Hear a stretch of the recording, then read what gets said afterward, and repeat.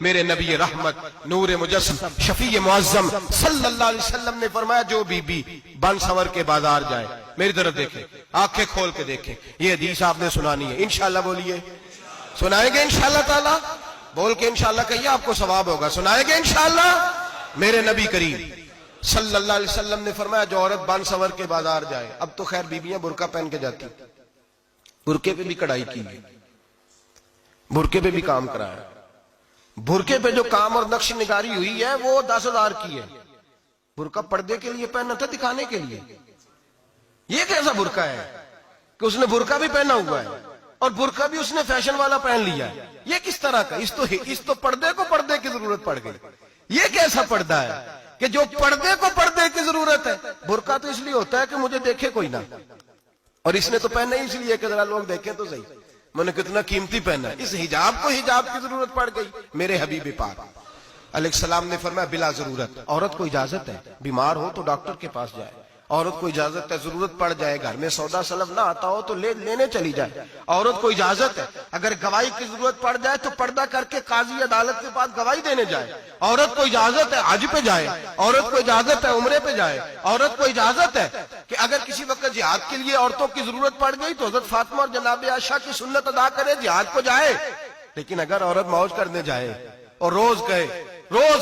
وہ دیکھیں نا فلاں پارک میں تھے آپ تو کبھی گئے ہی نہیں، فلاں جگہ تھے آپ کے پاس تو فرصت ہی نہیں، فلاں میری سرگودے والی بہن کا خامن تو روز لے کے جاتا ہے آپ نے تو کبھی توجہ نہیں فرمائی۔ روز پیغام دیتی رہے۔ میرے حبیب کریم سید عالم صلی اللہ علیہ وسلم نے فرمایا جو بی بی بن سور کے بلا ضرورت بازار جائے، نبی پاک علیہ السلام نے فرمایا ایک قدم وہ اٹھائے گی تو اس پر اللہ کی لعنت برسے گی، فرشتوں کی لعنت برسے گی، زمین والے لعنت برسائیں گے، آسمان والے لعنت برسائیں گے۔ اور میرے حبیب بولے تو فرمایا جب اللہ کی لعنت برسے گی تو میں بھی اس بی بی پہ لعنت ہی کروں گا جو بی بی بن سور کے جائے۔ اور آگے سن لیں، میرے حبیب نے فرمایا اگر اس کا خامد راضی ہو اس کے بن سور کے بازار جانے پہ، آپ ناراض ہو جائیں، اللہ کرے اس بات پہ ہو ہی جائیں اور اللہ کرے بدل جائے نظام، جو خامد خود میک اپ کرا کے تیار کرا کے پارٹی میں لے کر کے جائے، جو سامنے والی فرنٹ سیٹ پہ خود بغیر نقاب کے اس کو بٹھائے، جو موٹر سائیکل کی پشت پہ خود تیار کرا کے بٹھائے، اور جو خود کہے تو چلی جانا جا، تو شادی بھی تو دیکھا، فلاں کام بھی تو کرا، میں آزاد ہوں۔ میرے حبیب نے فرمایا جس کی بیوی بن سور کے جائے، جس کی بیوی میک اپ کر کے جائے، چیلم پہ بھی بیوٹی پارلر سے ہو کے جاتی ہے، جس کی بیوی بن سور کے نکلے وہ راضی ہو، وہ خوش ہو۔ بعض ایسے منع کرتے ہیں، ناراض ہوتے ہیں، وہ گناہ صرف عورت کے ذمے ہے، لیکن اگر عورت بن سور کے نکل رہی ہے اور خامد راضی ہے، وہ کہتا ہے ہاں ہم ماڈرن ہیں، ہم جدید دور کے ہیں، ہاں جدت اسی کا نام ہے، ہاں پھر لوگوں کو پتہ کیسے چلے گا ہمارے پاس پیسے ہیں، کیسے پتہ چلے گا کہ 3 گاڑیاں ایک ابا جی کے پاس ہے، ایک بیٹی کے پاس ہے، ایک بیوی کے پاس ہے، کیسے پتہ چلے گا کہ ہم بہت تعلقات والے ہیں، ابا جی فلاں شادی پہ، بیٹی فلاں گھر میں اور بیوی فلاں گھر چلی گئی، ہمارے تعلقات زیادہ ہے اس لیے ہمیں زیادہ جانا پڑتا ہے۔ میرے حبیب کریم علیہ السلام نے فرمایا عورت بن سور کے جائے، خامد راضی ہو، وہ جتنے قدم اٹھائے گی اتنے ہی اپنے خامد کے لیے جہنم میں مکان تعمیر کرے گی۔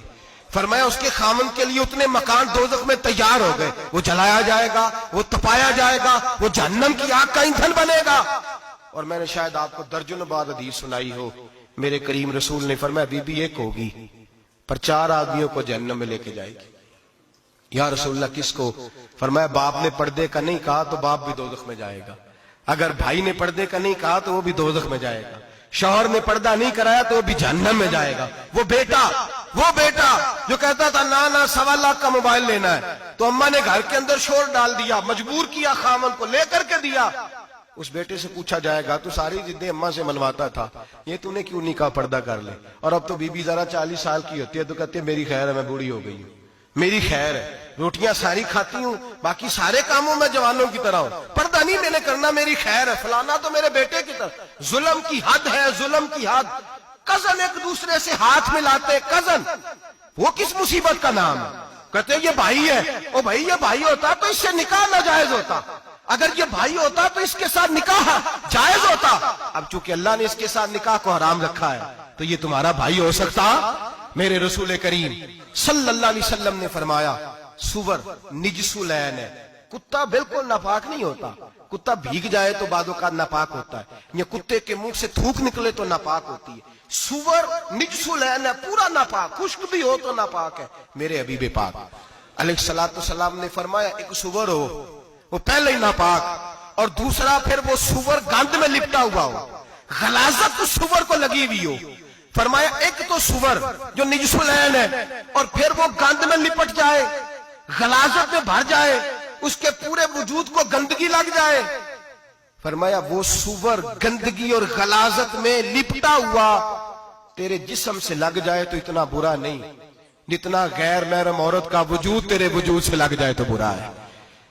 किस कदर तफसील दी, कहां से बात शुरू की और कहां मेरे नबी ने सिखाई। कजन हाथ मिला रही है, कजन के साथ बाजार जाया जा रहा है, कजन के साथ फलां काम हो रहा है, कजन को चचा का बेटा भाई होता है, अगर ये सगा भाई होता तो इसके साथ निकाह नाजायज होता। खुदारा आ जाओ, लौट आओ, वापस पलटो दीन की तरफ, लौटो इस तबाही से निकलो। ये जो आग है, ये जो बेसुकूनी है, ये जो तमाशा है, ये लाखों कमाने के बावजूद जो बेबरकती है, ये बड़ी बड़ी फौजों के बावजूद जो रोज मस्जिदें उठती हैं, ये जो रोज जनाजे पड़े जाते हैं, ये जो रोज बेटियां बेवा होती हैं, ये जो रोज माओ के सुहाग लुटते हैं, ये हमारी नाफरमानियां हैं। हम दीन के मामले में हम लोगों ने नरमी शुरू कर दी है, हम अल्लाह और उसके रसूल से बगावत करने लगे।